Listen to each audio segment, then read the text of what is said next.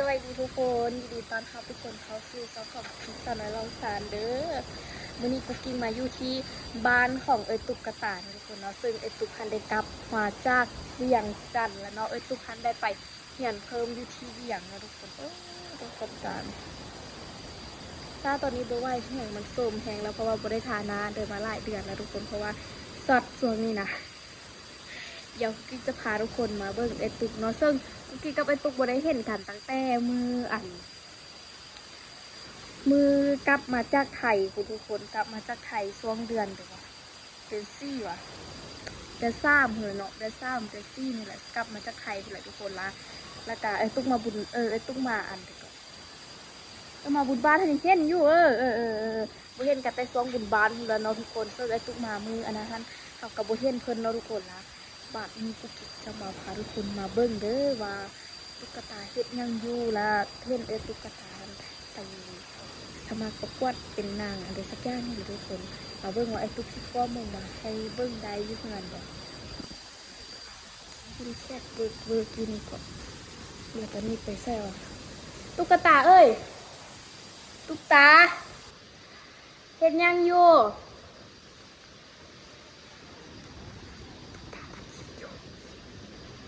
เขาตัดคลิปอยู่ค่ะโอเคเข้ามาในงานตุ๊กซิบัตเจออันนี้เลยทุกคนนี่แทนเขาชิมาเจออันนี้ของตุ๊กทุกคนนี่อันนี้ก็คือกรอบรูปของตุ๊กเนาะแต่ว่าอันนี้นี่นะตอนได้ของสีได้ว่ะนี่ดีจับตัวมาละมาจากไหนกับเป็ดสีทองเนาะแม่นบ่1 ล้าน150,000โอ้ยังอีก850,000แม่นตัวฮะเอายังอีก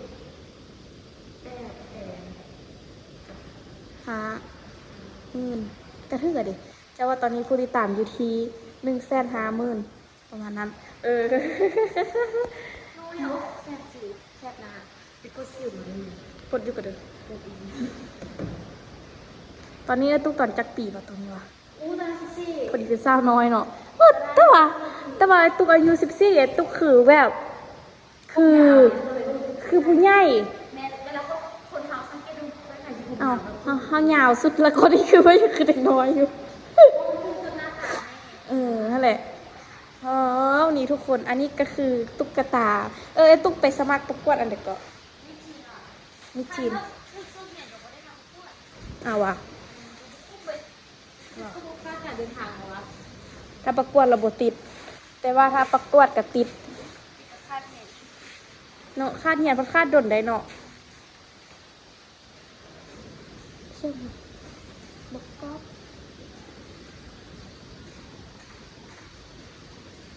ไม่ยังกรอบมาลากกันเด้อ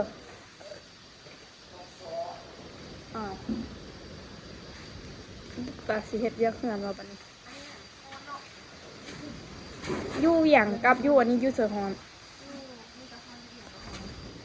ได้ยู่อย่างฮอนเป็นฮอนอายรถอายล่างก็เนาะ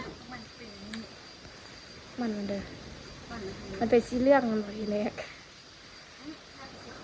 ว่าทำไมป้าว่ามันเรื่องเขาคิดโดนเป็นสีเรื่องจะไปขุดหรอแม่นมันนี่มันแซ่บกว่ามันปูนเรามันเป็นมันป้าบอกก็ไม่เด้อเอาซีนอันน้ำหวานปลาบอกตักมาอยู่ตุกตันตุกตันเบิ้งกอบแก๊บคนล่อชุดยุดเลยเคี้ยวต้องเคี้ยวเฮ็ดกลิ่นเดี๋ยวจึงเนื้อไข่เฮียบดแบบข้ามอ้วนข้าวเป๋นะผ่าใช่ไหมกล้องกูประมาณปิ้นเจอสวะกุ๊กกิ๊กมืออีแม่ไปรักษาครับต้มอึ่งโลนึงอีแม่ถ้าจริงของมันเก็บอึ่งไหนอันนี้ผมเป็นอึ่งอันนี้ตัวกระตันซื้อคือว่าข้าว อัตแต่ว่าโตอึ้งท่านละบ่พากันคัดจังหวะบักเกอร์อยู่บักก็เที่ยวไปบริเฮ็ดนั่งยองยออยู่ย่างพลาดถ่ายคลิปย่างพลาดเป็นเกลือห้องน้ำก็ห้องน้ำเอาก็ยังงงว่าเดี๋ยวกลับไปเบิ่งคลิปก่อนว่าปิ้นไปเจอไทเกอร์บ่หั่นนะขับรถเกลือเลย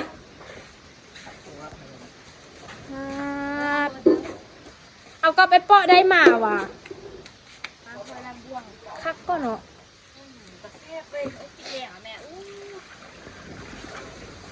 กระตานได้บอกกอบเอามาเฮอ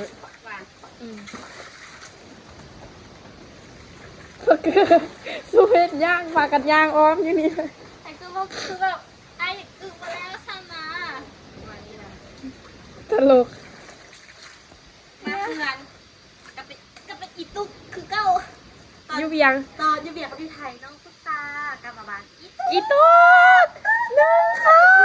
วตอนยูไทยประมาณนึงอีตุกนึ่งข้าวตื่นนอนนะ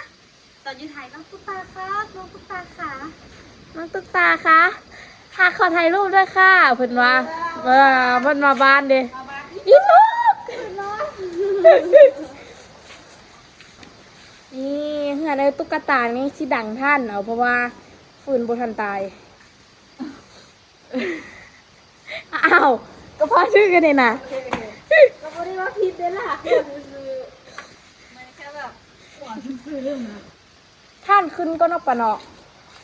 ท่านนี้ราคาเถนี่มันห้องแล้วบัดนี้มันห้องแล้วบัดนี้ต้องเคี่ยวเฮ็ดกินได้เพราะว่าเดี๋ยวมันสิไข่เต็มหม้อไข่ก็นอกปะเนาะ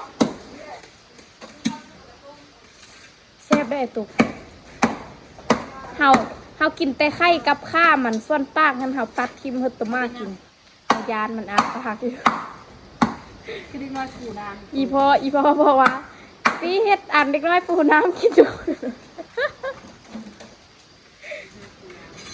บทติดลิขสิทธิ์เบาๆนะพี่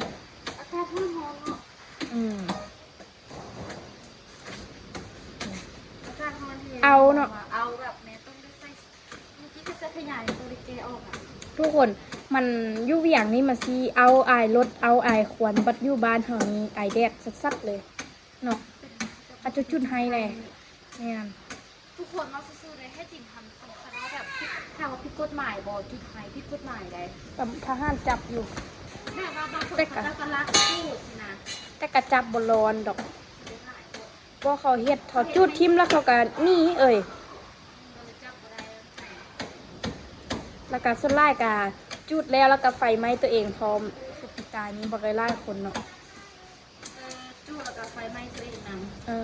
แล้วมีบุหันเห็นคือเนี่ยแต่ย่านก็ตัวเข้าไปเจออยู่ห้องเมืองอันเดิมหันภาพติดตาเลยนะแต่ปีกายนี่ติดบางคนถึงไม้ทับคือทับตายเสี่ยวอีพอเดี๋ยวถึงไม้ทับตายจุดไม้หวานหรือตัดไม้ตัดไม้เนาะตัดไม้แต่ยางจุดไม้จุดเอ็นจุดไม้ส่วนแต่ยางคืออึดหินเด็กเขาบอกว่าไอ้ปลูกยางนี่ถึงถูกตัวเพิ่นบ่ห้ามก็มีแต่บ่เฮ็ดเนาะบ่ทันเนาะบ่ห้าม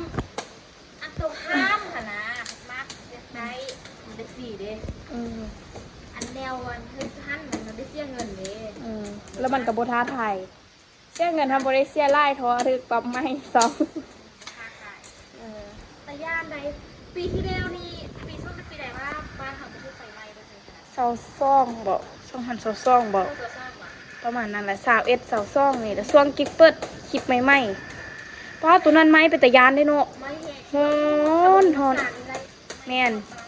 ถ้าบ่มีน้องสารกันนี่คือบ้านกูกิ๊กไม้นี่เนาะไม้มันฮอดตีนผู้พี่ทุกคนต้องได้พากันเอาน้ำไปดับหนึ่งในนั้นมีครอบครัวกูกิ๊กนำมันไม้ช่วงนี่แหละเนาะฟ้าแดดร้อนๆหั่นน่ะเนาะสงกรานต์บ่แล้วเขาว่าไปปืนซิดน้ำไปดับไฟเขาว่าย่านก็ไฟกับน้ำตกน้ำก็ตายเข้าไฟก็ตายเนาะเจ้าว่ะ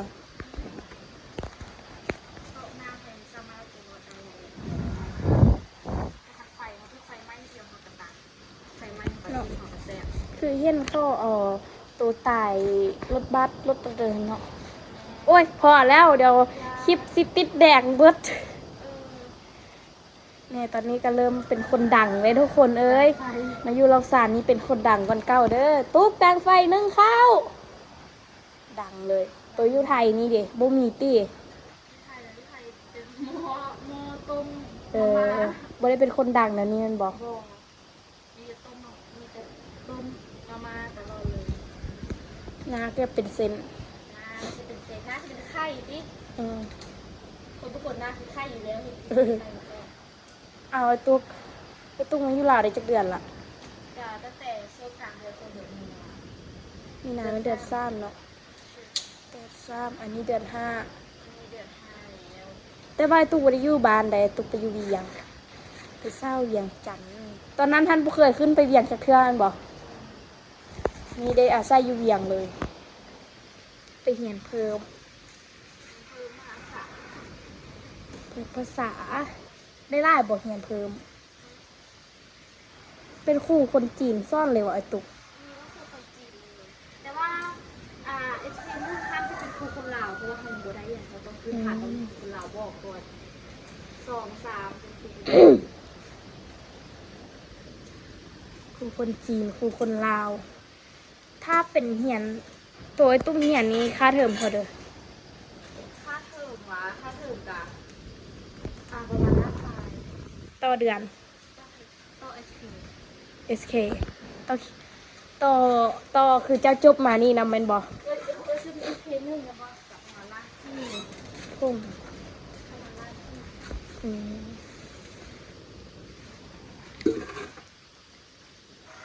โอ๊ยตกใจ อีตุ๊กบัดว่าน่ะคือบ่คือบ่ตุ๊กเด้อีตุ๊กตุ๊กทางห้องตัวเดียวมันตุ๊กทางห้องไล่ตัวมันอีตุ๊กไอ้ตุ๊กไปการเอามานี่คักด้วยนี่ มันอยู่จุ้มกันเลยเพิ่นว่าน่ะอยู่บวกน้ำอะไรวะมันก็บ่เคยการมันคือกันโตกระตัน ทุกคนมักกินทุกคิดมักกินเลยเด็ก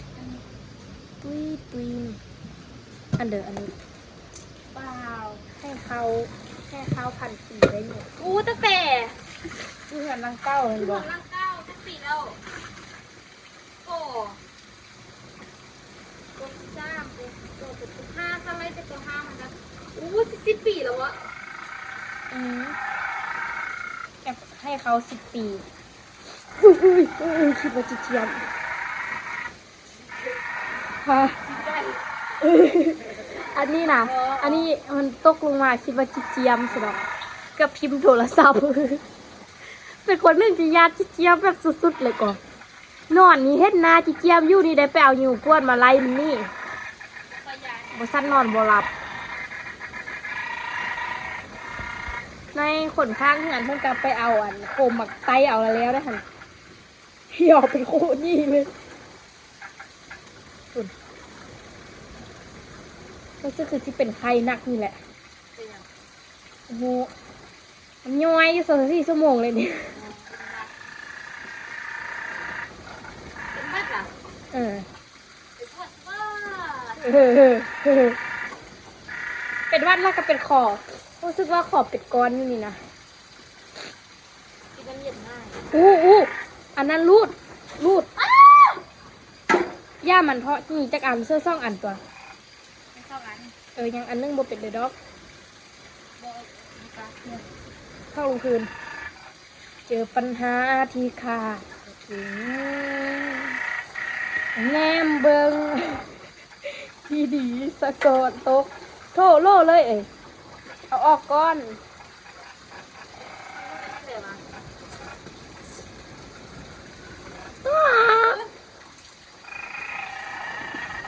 เกือบ1ข้าวมือเดียวเกือบโลเนาะไปบ้านแม่ยาครั้งแรก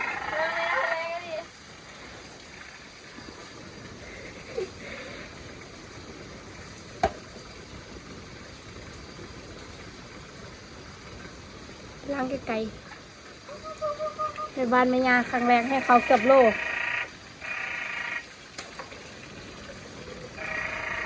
กระตุกย้อมพ่อมดำแล้วคือวันนาตุกข้าวขึ้นนี่แหละเอาตอนได้ตุกย้อมแล้วเหียนอยู่ไทยฮันเพิ่นบอกว่าเด้อบ่ โบเขาเรียนมหาลัยบ่ได้เรียน โอ้บ่ได้จำกัดมันบ่ห้องไอ้ตุกกะสิมีคนนอนอยู่อ่ะ ห้องไหน ห้องห้อพักน่ะ โบอยู่ไอ้ปู่กับปลากับหลาน คืออยู่ตอนนี้บ่มีคนอยู่เลยห้อตัวนั้น ก็มีคนที่เขาอยู่แหละ ห้องไอ้ตุกหั่นน่ะคือสิแบบปาดเข้าไปนี่คือสิได้อนามัยอย่างหนักเลยเนาะ บ่เพื่อนกันนั้นดอก มันบ่มีขี้ฝุ่นเนาะ ก็มีที่ฝุ่นเล็กน้อย แต่ก็บ่หลาย เอ้ย โอเค ไอ้ตุกมีขี้แมงวัน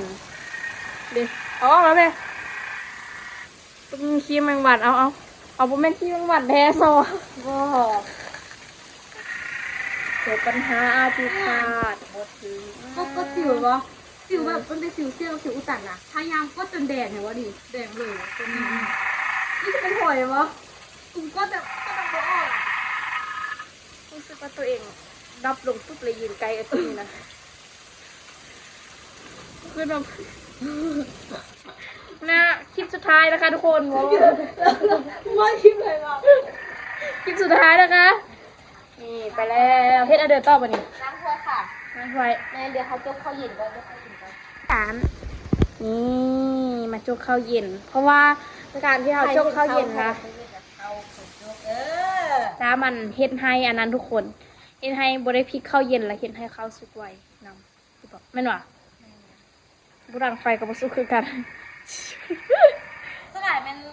เขาไปจกข้าวเย็นบางทีคนข้าวหลายก็อุ่นข้าวเย็นของก็ได้มากเขาเลย แม่เลยเอาข้าวเก้ามาอุ่นกินให้มันเหนียวๆนะคะ ทุกคน เสียตัวหอม มื้อแรงเอ็ดเด็ดกิน ต้มก่อน ต้มเล็กน้อย ต้มเล็กน้อยนะเล็กน้อยยังเล็กน้อย กัดตันเอ็งอ้อยอูอามเรียบร้อย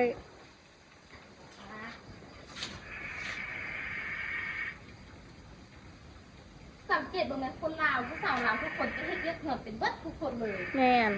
ถึงว่าจะซีดูคนรวย แต่ก็เฉพาะแต่ว่าบางคนนะเขาแบบ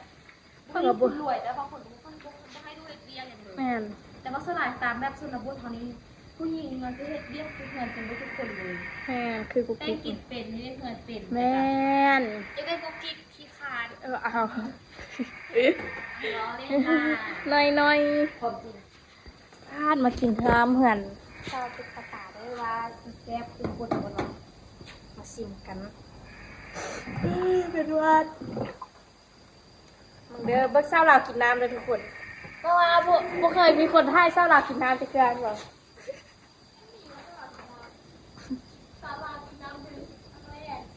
โอ้โหปักง่ายเด็กน้อยเกิดเมื่อคุณบอก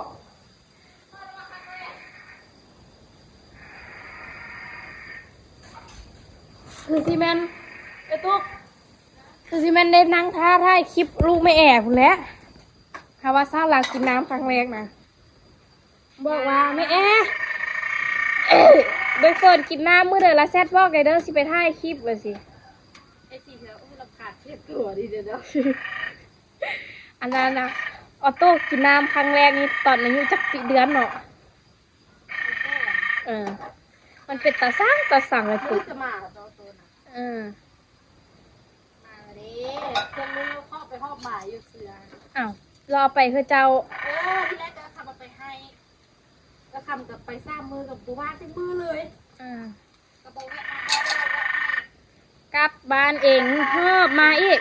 แล้ววันนี้ไอ้อู้มาฮอดปุ๊บไอ้ตุ๊กขัดเมื่อกระทันหันอีกบาทนี่ มือที่เรามา แล้วเอามืออื่นวันเศร้ายานอาจารย์เล็งเดว่าเมื่อเด้อตุ๊กตาเด้อแบบพอดีไอ้อู้จอดรถปุ๊บไอ้ตุ๊กขึ้นรถปรากฏว่าได้ฝากกันในซิด กูเอาละเสื้อละ เสื้อเลยตุ๊ก เสื้อเสื้อใส่กัน แต่ว่าเป็นตัวโปด มันบ่มีเสื้อใส่โอ้ยเครื่องนุ่งใส่ประเด็นอ่ะ อ๋อไอ้ตุ๊กบ่ได้เอากระเป๋าอันนั้นไปวะกระเป๋าเอาไปแต่เสื้อใส่ธรรมดาบ่มีมีแต่ สื้อแขนยาวเสื้อกล้าม เออ ตัวนั้นมันเป็นเสื้อไส้ธรรมดา ก็ถ้วยในเดียวเพิ่นตีสไลด์เกือบกลางมอน เขาเป็นคนนึ่งที่ล้างถ้วยแล้วสไลด์ไล่ๆแล้วคักกะดิจะว่าบ่หั่นแหละเนาะรู้สึกว่ามันสะอาดดีเนาะ เป็นกระปุกล้าง อืมเห็นเป็นคนทางอเมริกาเพิ่นล้างถ้วยแม่ซื้อสไลด์แล้วก็ความเลยเห็นในต่อๆได้บ่ฮู้ว่าแม่นแท้ว่ะเจ้าคิดว่าแม่นแท้บ่เพิ่นว่าสไลด์พุ่นบ่มีสารพิษ สบายมันชาติเดียวแล้วมันบอกกับจัดทำความสะอาดมันบอกจัดผมเปื้อนออกได้ดอกมันบ่ไม่สร้างที่แต่มันเป็นสร้างที่มัน สงสัยเขาเฮ็ดคอนเทนต์ซื่อๆเนาะ มันอยู่กับกลเลยแหละคือมันสุดสันต์เก่าคนได้บอก ไปใกล้มาจิก่อน ว่าคิดกันเก่าคนได้ มาปิดละจริงจังเลยดิทุกคนกูคิดว่าจริงจังเลยดิ จริงจังคุกกี้ขัดกล้องอ่ะโอ้ เรียบร้อยเชี่ยวคลางแล้วไหมเอาเล็กอันนี้ก่อนแล้วตุกจะได้จักปีละอยู่ได้จักมือละ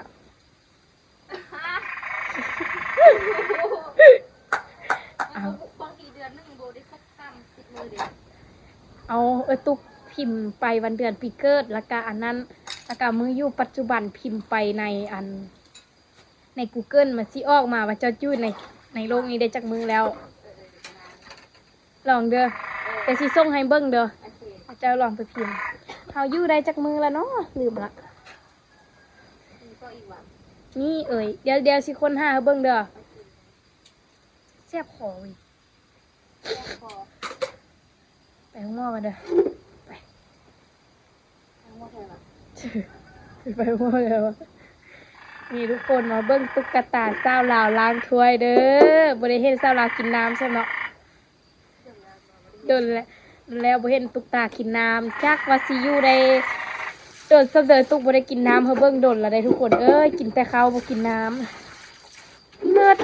สงสัยนี่แล่นไปน้ำสารนี่ไปดูดน้ำสารได้นี่ปอคนงามล้างถ้วย คนงามล้างหม้อเจ้าโบล้างกันคืออันนี้มันวะมันตังบ่ออกมันตังบ่ออกแอบน้ำสารปะ แฮกเกอร์ไปใส่ประตูกระบอกน่ะ ไปแอบน้ำสารไปงมให้กีบ่เอาให้กีบ่มาได้เสือ ไปนำแม่ คือมือเสือกอ่านเสือ เป็นสารนะ พี่บาซิมีเพิ่มไปไอ้กิ๊กกลับไปตุกลมเดียวซื่อๆไปทุกคน คลิปแม่แหละทุกคนคลิปนี้กิ๊กไปก่อนเด้อทุกคนเด้อเจอกันในคลิปหน้าเด้อพี่คลิปดู ในคลิปนี้กับฝากทุกคนกดไลค์กดแชร์นะกดติดตามเป็นกำลังใจให้ช่องของน้องพี่สาวน้องซานให้ช่องของตุ๊กตาสาวน้องซานตุ๊กตาสาวเรียนเพียนไทยเดี๋ยวทุกคนเดิมวันนี้ก็ได้มาให้เจ้าเพื่อนเรียกซานซึ่งเวลากลับมาบ้านมาเฮือนกันเรียกเพื่อนเรียกซานกับเป็นหน้าที่ของเขามันจะเป็นเรื่องปกติอยู่แล้วถึงแม้ว่าจะอยู่ใกล้สำหรับเขาสิ่งเองนะคนดีหรือบุดีสำหรับแต่ว่าพอกลับมาเฮือนเขาก็ต้องเป็นอีตุ๊กคือก้าวประมาณนี้ทุกคนเนาะใช้ชีวิตแบบง่ายๆแต่การที่เข้าร่างทั่วอยู่ตามปกติเลยคลิปนี้จะขอตัวลาไปก่อนทุกคนเนาะกับ คลิป ติดตามอีพีต่อไปแน่สบายดี